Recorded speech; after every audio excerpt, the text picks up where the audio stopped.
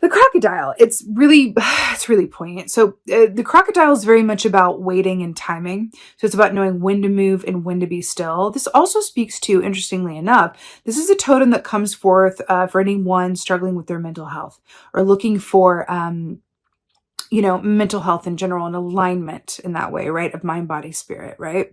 So it's really interesting because it holds within it that eye is dragon energy as well, which speaks of shadow work, seeing oneself and others clearly, high discernment, almost a magical level of intuition and clarity. So it's interesting with this crocodile when we're talking about this stillness above, right? And then like the lily, being on top of the water. It's really lotus, right? Being on top of the water. It's fascinating because the crocodile here, there's an aspect of you only see the crocodile for the most part, right? I grew up around a lot of crocodiles. So you only really see them when they are basically on you. They're basically when they are ready to be seen. So I feel like there's what's coming through with this is there's a certain level of discernment that you guys are showing this month around what to share, what to hold in, how to be there for other people having a deeply emotional experience or experiencing a lot of change in their circumstances from a place of I can be there for you, but on the inside, and like hold space for what you're going through. But on the inside, I'm feeling really calm and collected because I can feel that there is a lot of good, exciting change coming that is going to balance out a lot of what has been imbalanced previously on a collective scale. So it's like it's like that sage energy of like that, the Yoda who has a lot of answers, but knows that true wisdom is knowing what to share and what not to share because timing is so important. Fascinating. And I just saw 555 on the timer, which is the number of change. Really interesting, Sagittarius. And again, I'm going to say it again. I feel like this is holding hands with Aquarius this month. But definitely check out that reading.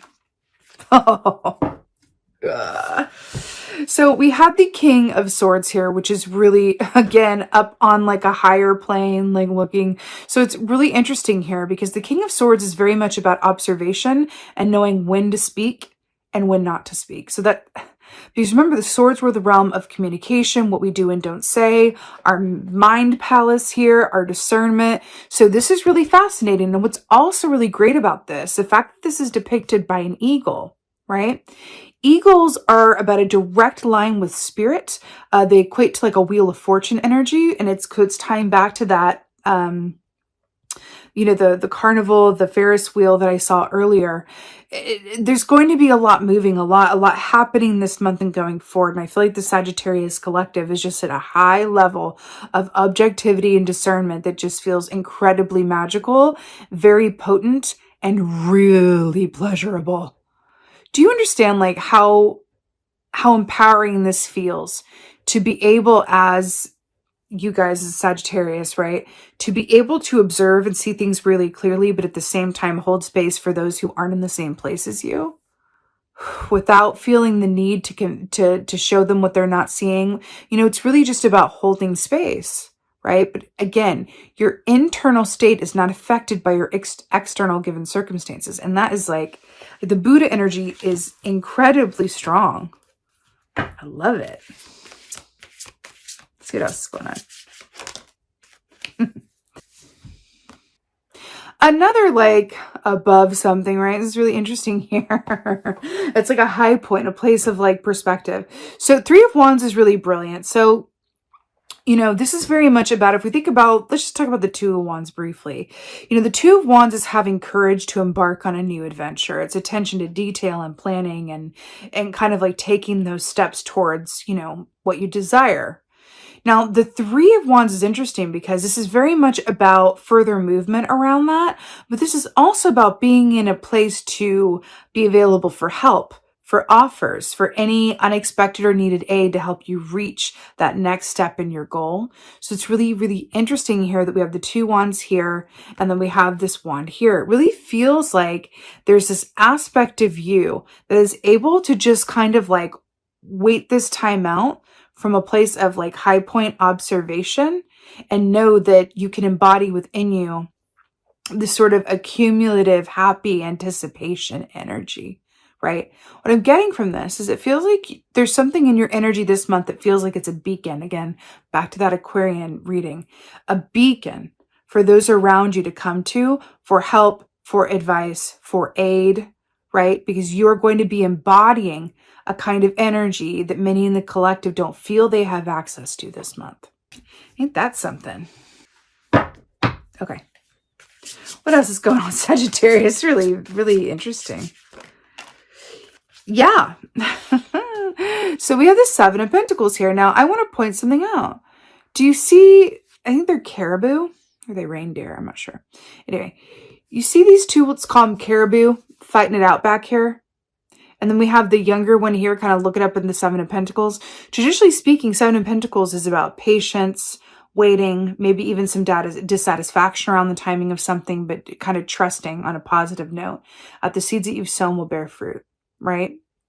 But to focus on these pentacles here, while these two are fighting it out in the background, we have this reoccurring theme of being separate from the stimuli around you, of embodying a certain energy that is markedly different from that of the collective.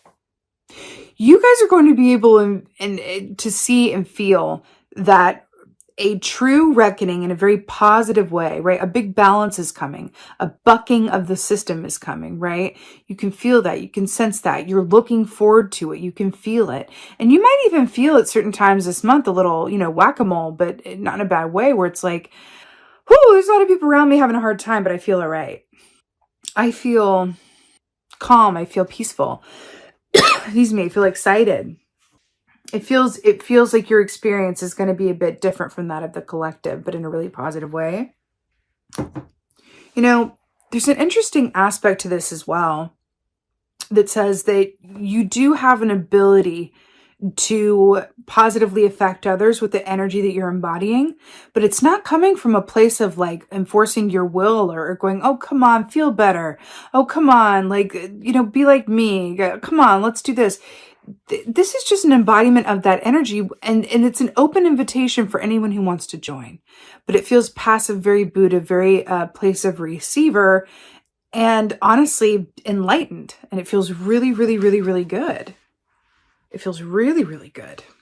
I do feel like you're going to have people reaching out to you for advice, your perspective, who just want to be around you, who just feel better in your presence this month. And that's amazing. It's really nice. King of Swords. King of Swords. Yeah. King of Swords, Knight of Swords. So Knight of Swords, look at this. This queen, I'm having nightmares, but don't I look fabulous doing it? And so Knight of Swords, Nine of Swords. Nightmare, sleeplessness, but it's also about dreamtime messages as well. So it's interesting that this is coming up with the King of Swords. And we're talking about this other higher perspective or this direct connection to, the subconscious with the Nine of Swords here. What's interesting, King of Swords has great objectivity, great clarity, great discernment. And the Nine of Swords is our subconscious trying to speak to us, right? But they're being on the shadow side of Nine of Swords, it's so much anxiety that the truth can't come through because we're worried about the past or focused on the future or stuck in the past, right? But then we have this aspect of the King of Swords that comes in and says, look at the difference in this. She looks stressed out, like she can't get it together and can't find clarity. Any of these swords could fall at any moment. This King of Swords says, hey, there's an opportunity here. You have 9 swords hanging above you. You can actually carefully climb up these swords and sit on top and find clarity within the anxiety, within the overstimulation, right? I feel like that's what you guys are doing this month. This could also be a particular message around creating space around bedtime, around dream time, where you have a set intention to derive messages from your subconscious, your sleeping state, right? Either keeping a dream journal near you or putting crystals under your pillow or really setting that intention before bed. It is an actual thing called dream work. You can set intention before bed that says, I set an intention to receive clarity around ABC, XYZ. tonight in my dreams. And then when you wake up, just write down whatever comes or how you feel. It doesn't actually matter if you remember your dreams or not. Your subconscious does. And so ideas may come to you like later in the day or even the next day or next few days. But also it's just about, you can write down how you feel when you wake up, because we can always remember how our dreams made us feel, if not the details. And I feel like there's a lot of helpful insight in that for you, which is really nice. 3 of Wands. Another call to ground yourself as well this month, I'm feeling, is really important. Wow. 10 of Swords with the 3 of Wands. Fascinating. So what's brilliant about this is that we have a lot of like interesting bird energy happening here. So we have the owl here, right? Which speaks of seeing just as well in the nighttime as it does during the day, inner and outer clarity, back to that crocodile / dragon energy, right? So it's really fascinating with this 10 of Swords when we're talking about, you know, not just clarifying the 3 of Wands, but when we talk about this traditionally speaking, this is about the full end of a cycle that can lead to despair, loss, sorrow, you know, all of those things. And then we have the owl here saying, but if we can view loss or endings, not from a place of attachment, back to that Buddha energy, not from a place of attachment, but from a place of objective clarity, right? Then we can kind of see the higher purpose as to why that needed to come to an end and make room for something better and new down the road. Back to this 3 of Wands, right? Listen, there's going to be a lot of endings that are happening that are going to begin this month, but really take shape a bit more into the year. A lot of endings having to do with, you know, how things work. The major systems, those in power, you know, a lot of the things that we believe and feel and our desire, there's this really strong feeling of desire and an urge around certain things wanting to end so that other things can begin. There's a really strong energy around that. So I feel like with this 10 of Swords and this 3 of Wands, I feel like also this is commenting on the fact that you have direct access to this higher point of view, again, with that internal, not affected by the external, where you can kind of see the divine order and the rhyme and reason to a lot of things that others are on the wheel with that Ferris wheel and can't necessarily see the way that you do. But I do feel like it has to do with endings and big change. Clarify for the 7 of Pentacles. Let's see what's going on. But of course, so we got the 2 of Swords here to clarify the 7 of Pentacles. Now, let's talk about this. We talked about the 7 of Pentacles. You know, this is a call for patience and trust that the seeds that you've sown will bear fruit. You know, it can speak of where your focus goes when you haven't exactly manifested what you've been working towards yet. We have the 2 fighting it out back here, and then the 1 down here just going, I'm gonna focus on like that any one of these could, you know, sprout an 8th one at any moment, and then it's time to get to work, right? Because that's what 8 of Pentacles is, right? So it's interesting that the 2 of Swords is clarifying that, because the 2 of Swords is very much about a meeting of the heart and the head. But this is about taking the time out. And see the blindfold here? And we're talking about vision and a higher perspective and an internal, external state, right? It's really interesting that we have the 2 of Swords, and it's just about, okay, let me just like get out of my own head with that blindfold, right? And then use my third eye to look inside, right? Again, very Buddha energy here, to access what the best step is moving forward, right?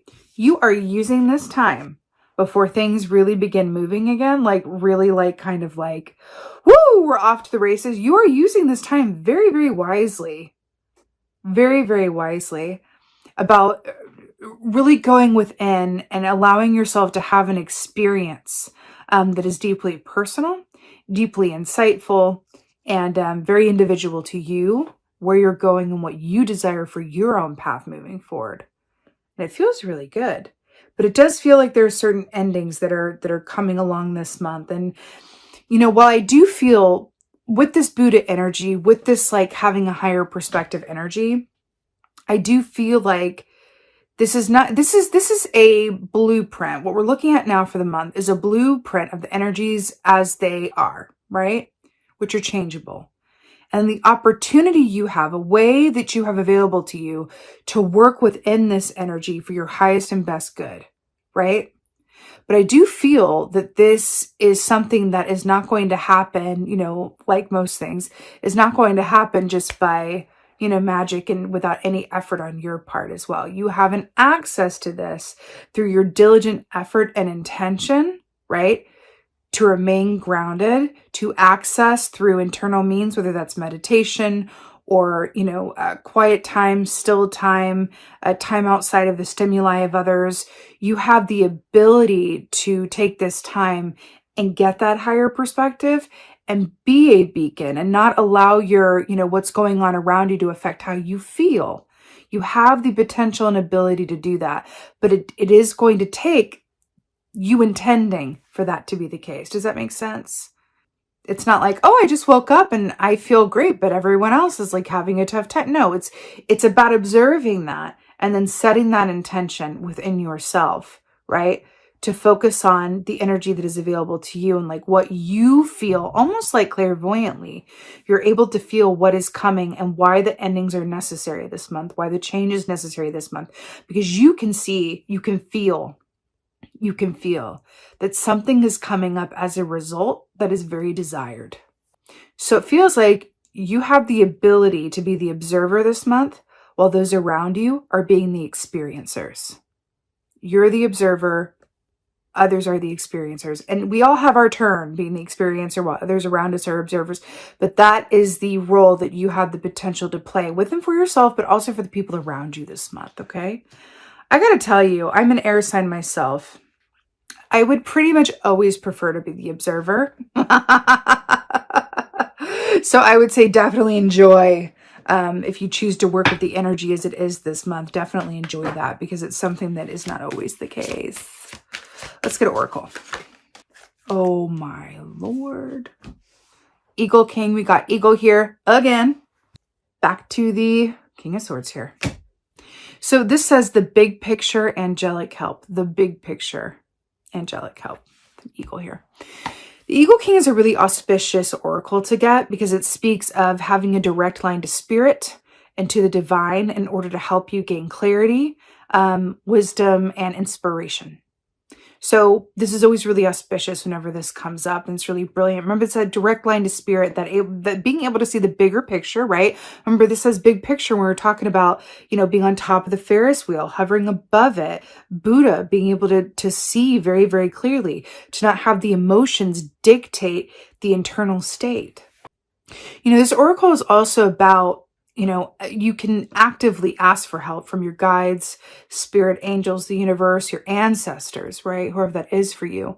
Call upon that in order for them to, even if it's during your dream time, right? With the Nine of Swords, to give you that perspective, that wisdom, that clarity, right? You have an ability to do that this month through being an observer. Again, this is very, very auspicious, the big picture, angelic help. This makes a lot of sense to me because especially with the angelic help and then, the rising above and the air energy, it's interesting because you guys have this potential to also be the angelic help for others around you. This is also you for other people. I keep feeling that. It's really brilliant. It's really auspicious when this comes up. So you're going to have access to the bigger picture. You're going to have access to a source of rhyme and reason and a perspective that others around you don't, and they can benefit from your help around that, and you can benefit from, having a balanced emotional state and clear perspective this month, which is brilliant during Mercury in retrograde and Venus in retrograde as well, which is brilliant. I'm getting a special note. Especially if you guys have had tricky Mercury in retrogrades before, or, Venus in retrograde, whatever that is for you, I'm hearing that this one can be very different. This can be a powerful cycle for you in a different way, in a really, in a much more positive, informed, spiritual way, which is brilliant.